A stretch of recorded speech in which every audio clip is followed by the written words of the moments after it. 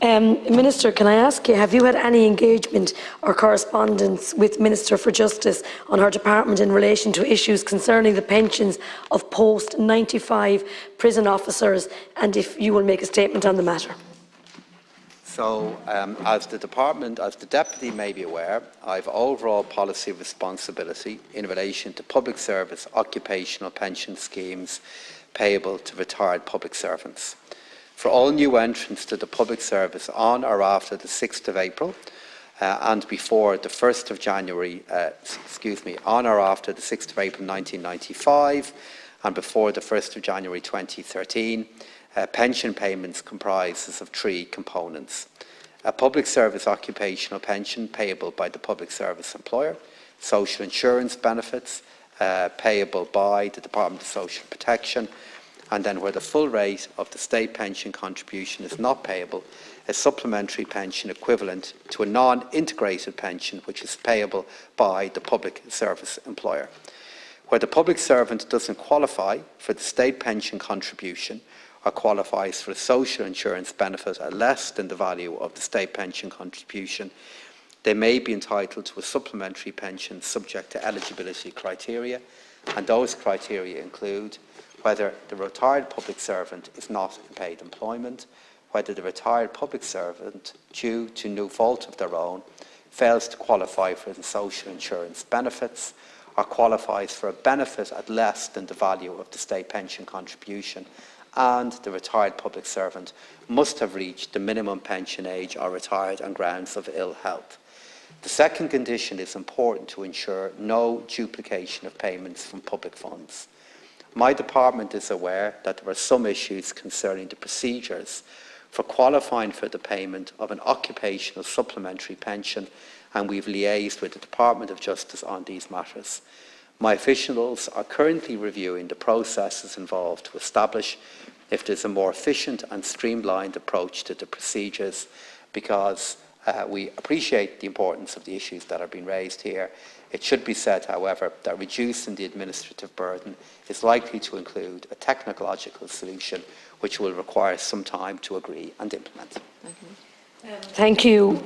Well, Minister, the important issue of retirement age and supplementary pension for prison officers is a huge issue for me. As you will know, the pensions of post-95 prison officers are integrated with the contributory state pension. Now, the pensions of these members recruited on or after April 1995 are made up of two elements: a partial pension paid by the employer and the balance made up by the contributory state pension. Now, the Prison Officers Association have recently raised the matter of the supplementary pension at their annual conference, pointing out that there is a lack of clarity for their members. And Minister, I know you're probably aware of this, that Minister Simon Harris wrote to the Department of Public Expenditure, National Development Plan Delivery and Reform, and to the Minister for Social Protection on the supplementary pensions on an effort to find a resolution. Because policy around public sector policy is a matter for your department, Minister, and I know you are anxious to see that this is sorted. As it stands, upon retirement, staff are required to attend their local social welfare office to sign on as being available for and looking for work, and in some cases to fulfil the criteria associated with this. Thank you. I am aware of some issues that have been raised with this here. As I said a moment ago, Deputy, my department at the moment is now engaging with the Department of Justice and other departments on this matter.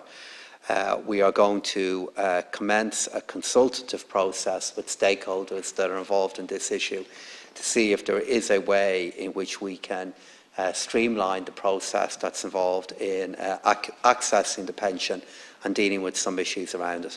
I can't give you a commitment or a guarantee here this evening regarding whether this issue can be resolved or how it will be resolved, because there are some issues here that are important from the point of view of equity regarding how we treat other citizens.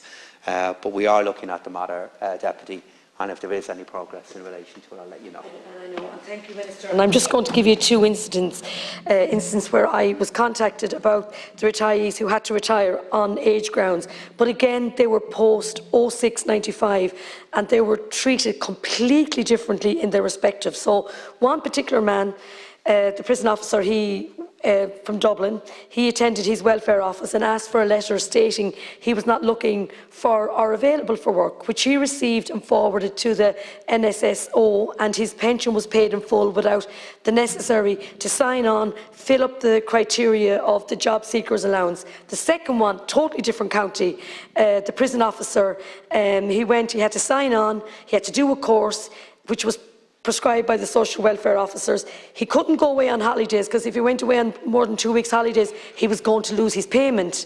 So what would make sense is for the pension to be administered by the NSSO from day one at no extra cost, Minister, to the government, and also saving time and effort for the departments of social welfare. And I think that is so important. Yep. Thank you.